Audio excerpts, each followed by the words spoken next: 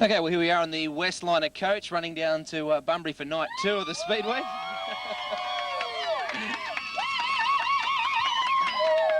As you can see, a fairly quiet bunch travelling down to Bunbury for night number 2. Shane Carson, a good performance, I think, on your first night. You fared the best of the American team. Yeah, Wade, I got the best car. I think so. That always has something to do with it. Yeah. The car did feel very good as a brand new Murphy car. How does that compare to some of the drives you've had in the States? Well, it's the first time I've driven a coilover car in probably, well, in about 10 years, so it's getting a little bit used to that and getting used to a new car. It usually takes me a race or two. The Claremont surface and the size of the track has actually changed a fair bit since you raced here in '87.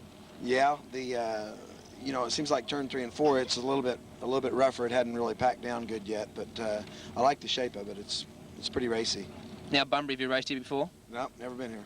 Okay, it's a little bit more tacky than Claremont. It can get a little bit slick towards the night if they do put a bit of sand down on it, but it's a lot more drivey, a lot more what you're used to in the States, so you must feel a bit better about that. Has it got any bank to it? Yeah, it's got a little bit of camber. I like the banks. Now, Donnie fared pretty well. He looked good in his first heat, although perhaps in the final did not such a strong run, but Mike had a lot of problems. So are the guys regrouping? Yeah, they're all trying to, you know, get their motor deals squared away. They've got, you know, anytime you got 3 cars, it's kind of a nightmare for the guy working on them because they don't know where to go first. So, you know, I think they'll get a little closer tonight. Luck can be a fortune during racing. Last night, I think you had 4th held down and Pino Priolo in 3rd. Had a little moment where he got up in the marbles and just about handed you 3rd place. Yeah, which car was that? That was the 8 car in front of you.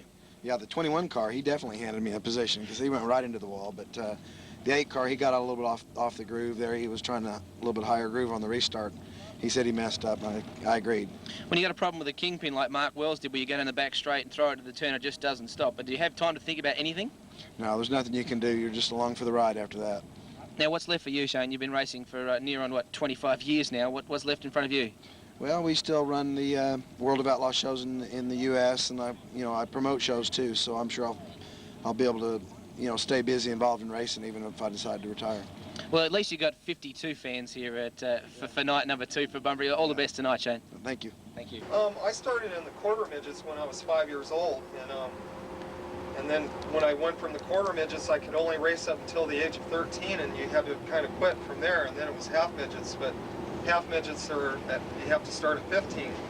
So what my dad did was get me involved in motocross, and I became like 250 expert by the time I was 15 years old. And then I wanted to race AMA flat track, the full-on Harley-Davidson things, and me and my dad went to a race together, and I had already been offered a ride, and I ran one night. And we went there and seen 2 guys get killed in one night, and my dad just said, hey, you know what, you're going to drive the family sprint car, and you're going to do what I said. So I drove for my dad. Now let's talk about your family. I mean, there's Sweeneys everywhere, and your father was a great racer. Yeah, you know, it's not hard for me to talk about, but like, this has been 14 years ago. My dad was in a speed car accident at Ascot Park, and he was in a coma for 2.5 years, one of the longest comas almost that you ever hear of.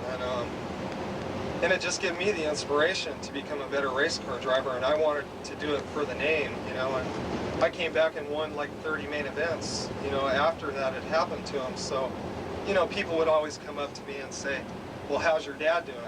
Well, what the hell you think? He's laying in a coma, you know? And them kind of things would make me mad and just want to just do better. And so begins heat number 1 of night number 2 of the Tooheys Blue WA Sprint Car Speedweek. From position number 1, Mike Webb. Right alongside him, Gavin Migro, as Darryl Cricky gets very sideways across the field. Mike Webb on the inside of the Oklahoma driver, Shane Carson, who rounds him up and heads up into 3rd place behind 2nd place driver, Ryan Farrell in car number 96. They come out of turn number 4. Our race leader, Gavin Migro, in car number 3 with a bonnet starting to pick up on that car. The rest of our field charging through. Mike Sweeney on the inside. Darryl Cricky, rode a wheel but managed to keep the car going around the outside of Mike Sweeney. Darryl Cricky in a mean mood around the outside of Mike Webb now. And Darryl Cricky charging through this field. There's the battle for 2nd place between Shane Carson, the USA 12 car, right behind the rookie Ryan Farrell. They head down the back straight once more. Ryan Farrell holding down a nice low line, forcing Carson to come up with an outside run. There's our race leader, Gavin Migro. Look at the bonnet in the 3 car. The front clips on that bonnet are not done up. We can see it during wheel packing a little bit earlier. There was going to be a problem. Let's hope for Migro's sake that it stays nailed down. The car is very loose in the front end. You can see the front wheels are up in the air quite a bit. Seems the steering is very light, but the car is sitting right down on the rear wheels, and that helps you get the drive out of the turns. So Gavin Migro, and the number 3 Performance Modifications car, prepared for competition by Brian Sadler. A long way back to second place, Ryan Farrell in car number 96. Darryl Criggy up in 4th, Mike Sweeney, Pino Priolo, and Donnie Kreitz in car number 69. Having a few problems, Mike Webb and Michael Lawton at the rear, but here comes our race leader. Gavin the Gasman Migro, there's that bonnet. You can see it starting to lift up inside the down tubes.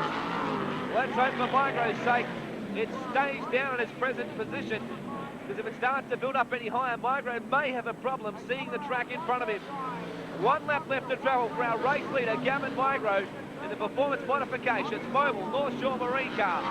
Down the back straight for the final time. Oh, wisps of blue smoke starting to appear in the car. He guns the car off turn number 4, an excellent win. Heat number 1 on the 2 is blue. WA Sprint Car Speed Week for night 1. Goes to the gas man, Gavin Migro. Second to Ryan Farrell. Third, Shane Carson. Fourth, Darryl Criggy. We go back to Mike Sweeney, Pino Priolo, and Donnie Kreitz. Okay, there is what we call the cushion building up on the track surface out there. You can see it's quite hard down low. The cushion itself runs right through the middle of our screen there, and the loose dirt on the far right-hand side. Now, what the drivers will hope to do is hook the right rear inside that cushion of dirt, and it provides a, well, almost propels them out of the corner, locks them in much the same way as a berm does in motocross. If you hop over the other side of that car, of that particular cushion, you can lose quite a lot of drive. So you'll see that cushion move out towards the edge of the fence as the night wears on. But right at this moment, you must stay inside that if you're going to come up with something special, and you're going to go for the outside run. Well, full marks to you, but as you can see, the hard track down low is where the drivers will try to remain and hook that big right rear tyre inside the cushion.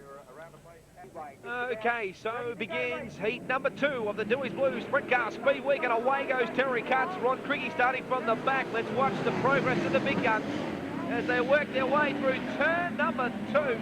Down the back straight, Eddie Gobby up on the outside of Shane Criggy. Whoa, Eddie Gobby.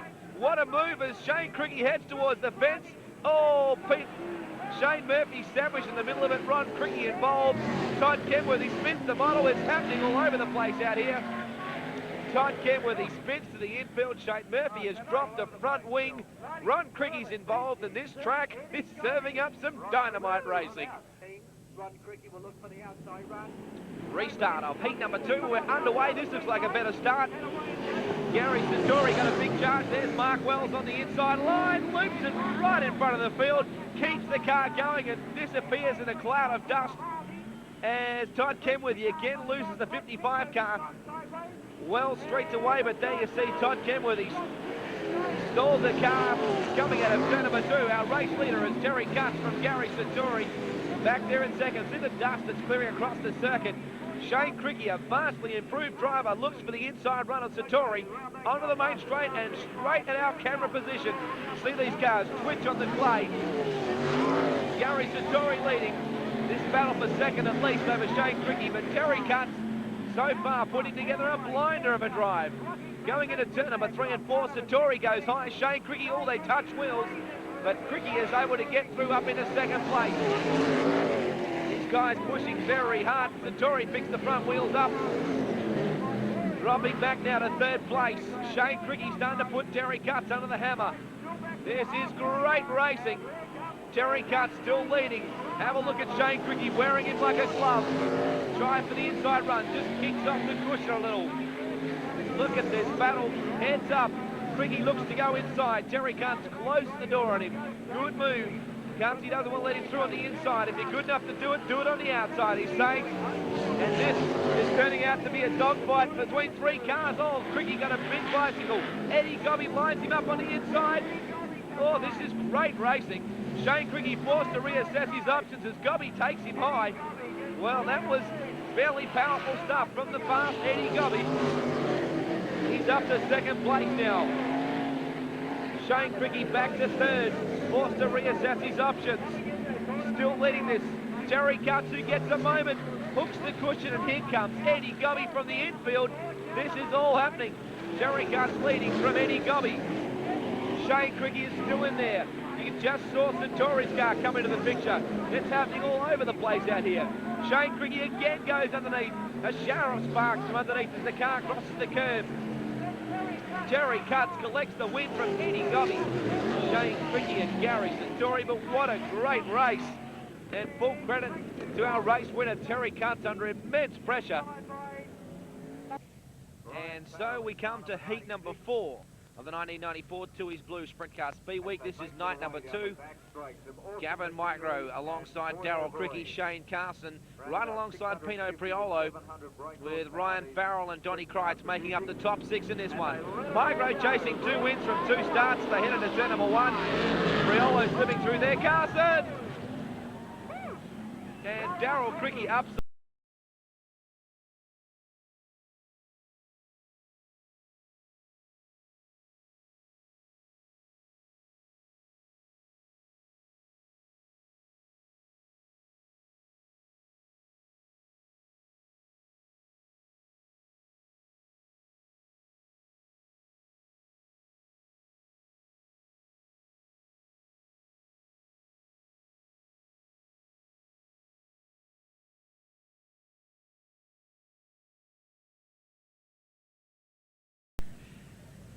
And so, with that unfortunate accident involving Daryl Cricky, the field reassembled for the restart of heat number 4 of the Tooheys Blue Sprint Car Speed Week, night number 2. The Americans, all 3 of them in this. Mike Sweeney was very keen on the outside. Priolo leads him into turn number 1. Micro through into second. Yellow lines remain on. And we'll pick them up at the restart. Well, quite often a race accident like the one that just involved Daryl Cricky can set the old nerves a bit afraid in the following event, and at the moment the guys are pretty towy. Micro leads him into turn number 1 this time. Priolo goes in low. Oh! How did Micro save that? Sweeney got an absolute flyer, puts himself right up behind Kreitz. There they are, Donnie Kreitz and Mike Sweeney. Round the outside goes Shane Carson. Strong move around the outside of Priolo. As they come out of turn number 2, Shane Kid Carson chasing our race leader, Gavin Micro, as they go into turn number 3. Look at Carson use the outside run. They come onto the main straight once more. Gavin Micro, the gas man, leading the Oklahoma star, Shane Carson, down the back straight once more. Now Carson will use the outside run, Micro running down low. 2 contrasting racing styles. And look at Carson now, smoke down on the inside. Priolo trying to make a fist of this as well. Back to Kreitz, Sweeney. Go back to Ryan Farrell and Michael Lawton. Micro has pulled a little bit of ground, if anything, on Shane Carson going into this one. As they come onto the main straight, halfway there, 16:76 on the time clock for Micro. There's Donnie Kreitz on camera. Shane Carson up into second. Priolo, if anything, is starting to close down the real estate between himself and second place driver Shane Carson. Micro, if anything, as the race has gone on, has looked a lot better. Down of turn number 2 and down the back straight, Micro continuing to pull some ground on second place. Driver from the USA, Shane Kit Carson. Well, I thought that Carson might have been mounting a challenge on Micro early on, but if anything, young Gavin Micro has been able to weather the storm. The 37-year-old sprint car star from Oklahoma in the USA, Shane Carson. There's Mike Sweeney on camera. Ryan Farrell, the rookie, trying to make something quite special to pick up another position. Mike Webb retires in the All Facets Financial Services 26 car from Albany. Down the back straight, there's our race leader, Gavin Micro.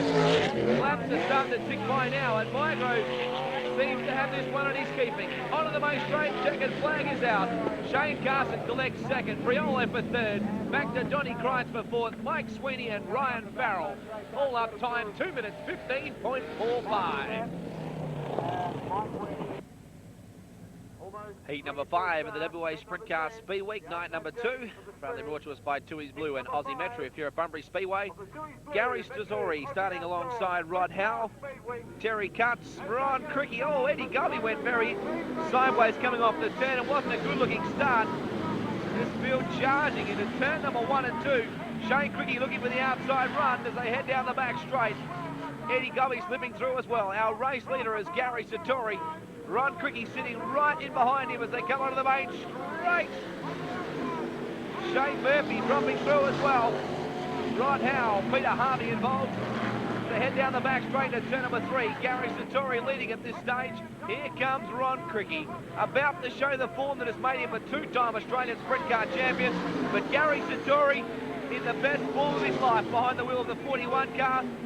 And he is really in some impressive form in recent weeks. Cricky's starting to wear him hard. They come onto the main straight. Oh, Satori got a big moment coming off the turn. Cricky trying to search for the inside run. Satori won't let him through. Down the back straight. Good racing, Gary Satori. Opens up the big 41 car.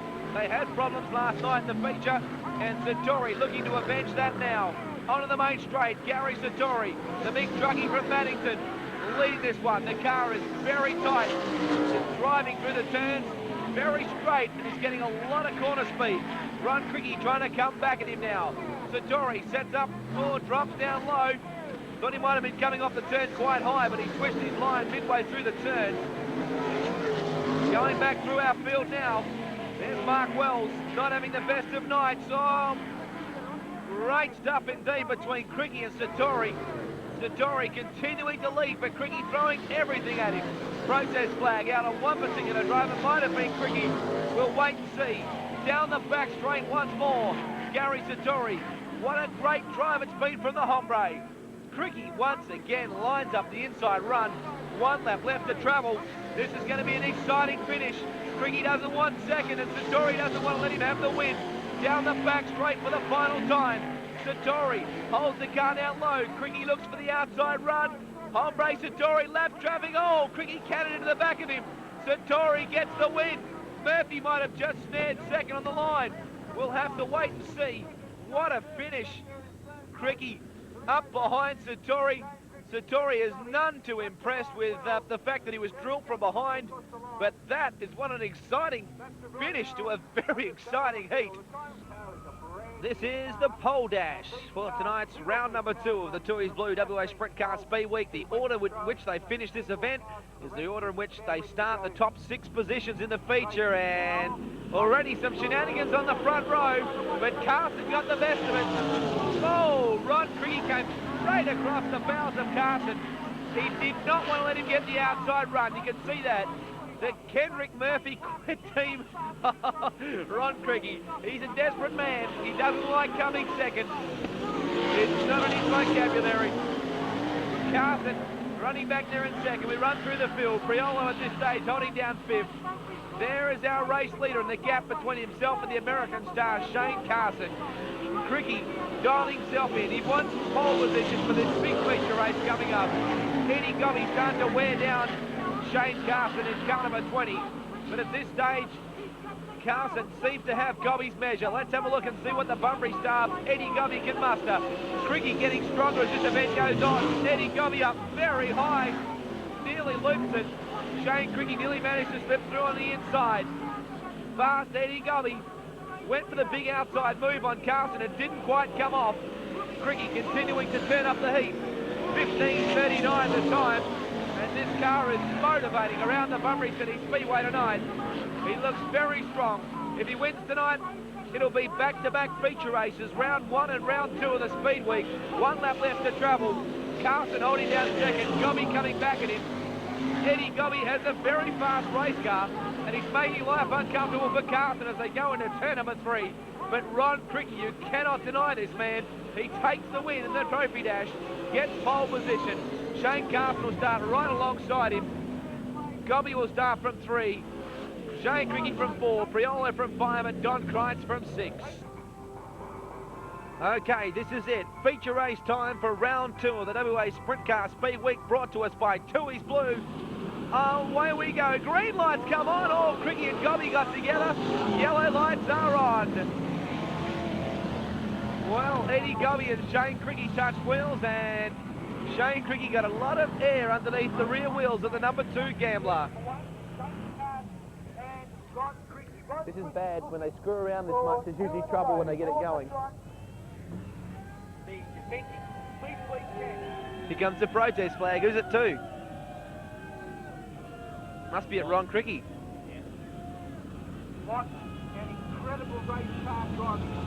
You watch, Shane will play him off at break too, you watch. Bit of international war on nerves here at the moment. Carson is probably hoping that Ron Cricky will make the move on the inside a bit too early. He's a wily customer, Shane Carson from Oklahoma. Let's wait and see. Cricky alongside Carson, Gobby alongside Shane Cricky, Pino Priolo and Don Kreitz. Let's have a look at the start this time. Oh, Carson got hung out to dry. Cricky got the benefit of the start. They charge through this field. Mark Wells exits, stays left. Eddie Gobby looks for the big one on the inside. Look at Mark Wells. Shane Murphy's in there, so too is Pino Priolo. Eddie Gobby up to second place, Carson for third. Right through this field, Shane Murphy charging up into a respectable 6th or 7th place at the moment. Ron Cricky is absolutely bolted like a rocket ship. He has left this field and pulled the length of the main straight within 3 laps of this event. This is unbelievable speed from Ron Cricky. On the screen at the moment, here's the battle between Ryan Farrell and Shane Murphy for what would be 6th position. Murphy trying to get by the young charger, Ryan Farrell, in just his rookie year. Farrell doing a good job. Shane Murphy battling hard, tries to get inside him as they go down the back straight. He does. Murphy moves up another place. Hectic stuff indeed. Onto the main straight we go. Gobby for second, Carson for third, Shane Cricky for fourth. Murphy's in there as well. Gary Satori having a great start with Mike Sweeney. Sweeney coming off second best. Satori able to hold him off. Gary Satori, this battle continuing. This is on for young and old, everywhere you care to look. Gavin Migro trying to negotiate Todd Kenworthy. The lap traffic starting to come into play now. Gary Satori in there. Sweeney drops down low. Look out, Satori trying to come now underneath Gavin Migro as they go into turn number 1. Sweeney chasing hard with him as well. Derry Cutts going high, seems to have a problem. Carson's in there, so is Murphy. And Ron Cricky's charge through this field is unbelievable. There's Gavin Migro, Gary Satori, Mike Sweeney, Mark Wells. Derry Cutts and Shane Cricky having a good battle. There's Shane Murphy and Shane Carson. So Murphy hoses Shane Carson and moves up another position. This is on. Shane Cricky chasing hard, trying to get underneath Terry Cutts. What an unbelievable spectacle this has turned out to be. Shane Murphy on the inside of Shane Cricky. Oh, they touch wheels. Shane Cricky pulls away. Murphy and himself just came together coming out of turn number 2. Terry Cutts driving well. Look at this battle. Shane Cricky in there with Shane Murphy. Shane Carson trying to stay with them both. Todd Kenworthy retires the 55 car. This is hectic stuff. Look at this battle with the traffic. Sweeney goes in underneath Satori. It doesn't come off. Wells has Sweeney. Ron Cricky starts to lap Sweeney now. Goes for the inside line. Sweeney wouldn't realise who it was just yet. Tries to hold him out. They head down the main straight. Ron Cricky lapping traffic. Eddie Gobby is not far behind. Sweeney goes very high and Ron Cricky able to skip through. He now pulls well clear. Look at him now trying to step underneath Gary Satori. He does. Oh, Cricky's just in his brilliant best. The number 1 Kendrick Racing Team Murphy is absolutely hauling the freight. Trying to go underneath Migro now. Unfortunately, these cars in front would not know that they're being lapped. such has been the devastating pace at which Ron Cricky has come through this field. Eddie Gobby having a good battle now, trying to chase down Ron Cricky. Migro again, battling hard with Ron Cricky. Eddie Gobby is very close. Ron Cricky is still leading, but Eddie Gobby, you can see him behind Satori now, and Eddie realises that he has almost got a shot at Ron Cricky if he can clear the traffic. Going into turn number 3. Ron Cricky still tries to pass Gavin Migro. Now he gets through just in the nick of time. Look at Eddie Gobby. He is desperate, absolutely desperate, and Satori takes him back. Ron Cricky pulling away now. There's Eddie Gobby on your screen, trying very hard to get past Gary Satori. You can sense he had a chance at Ron Cricky then, and I think it might have just gone out the window. He's pushed the car very hard into turn number 3. Shane Cricky continuing to do very well, holding down a consistent placing. Upside down, Eddie Gobby goes. It is quite possibly Eddie Gobby and Gary Satori. Well, what do you call it? All I can reiterate is what I've been told at the stewards meeting, and that is if you're coming up, if you're the car that is being lapped, you must hold your line and let the guy go through. Now, I think the people of Bunbury saw what happened. What do you call it? I came up on Gary, I'd got past him once, he knew he'd been lapped. I must admit, I came in on very, very quick on him, probably, I don't know, probably 20, 30 mile an hour quicker than him because he lifted out. Gary appeared to hit the rut that was there, and his car launched a bit. I launched as well, but I was 3/4 of the way past him before I made contact with him. I feel bad what's happened to Gary's car, but I feel bad what's happened to mine as well. My sponsors put up a lot of money as well, you know. But why in the hell didn't the guy move out of the way? That's all my argument is. Gary's a good friend of mine, but move out of the bloody way the same as I do when I'm being lapped. You know, a couple of years ago when guys were going past me, I'd move out of the way, and all I ask is for is the same respect. You know, most of the guys in that feature race, we passed them on the outside. I was coming in on Ron, and when you're chasing someone like Ron Cricky, he is the best in Australia. I must admit, what do you call it, I had sights on catching him, and I think your video will show I was pulling him in, right? And all I had to do was get past Gary and I would have had a crack at him, you know? All I say is, why didn't Gary move out of the way? That's my only argument, you know? Move out of the way, you know? The whole thing pisses me off, you know? To think the stewards are carrying on about it. What they should do is perhaps view the video evidence and go back and have a look at, you know, some of the things that have happened in the past, you know? To be quite honest, you know, I'm pretty easy to get along with, but I tell you what, some of the stewarding around here, they're pretty gutless, they're inconsistent, you know? That's about the only way I can sum it up. Okay, this is the restart. Shane Murphy has come right up from the back of the field. He just waved to Ron Cricky a little earlier to let him know he was there. Green lights are on, away we go. Cricky leads the restart. Shane Murphy is up to second. Shane Cricky for third. Shane Carson pushing hard for fourth. There's Mike Sweeney, well back in the field at this stage. As they go out of turn number 4 and down the back straight, look at Mark Wells on the inside. Oh, Wells, he spins it. Does he keep the car going? Priolo's in there as well, and we are in restart mode again. Restart yet again. Cricky leads them away once more. Murphy in tow. Shane Cricky's up to third, Carson for fourth. Here comes Ryan Farrell around the outside. Onto the main straight, Cricky leads. There's Murphy, Shane Cricky, Shane Carson, Ryan Farrell, Gavin Migro, Mike Sweeney, Terry Cutts.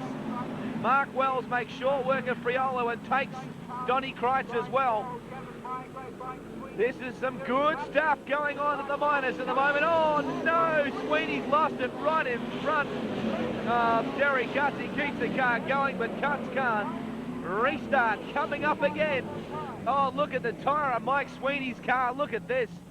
It's peeled right off the rim, and that is why Mike Sweeney cannot continue. Oh, what bad luck indeed for Mike Sweeney.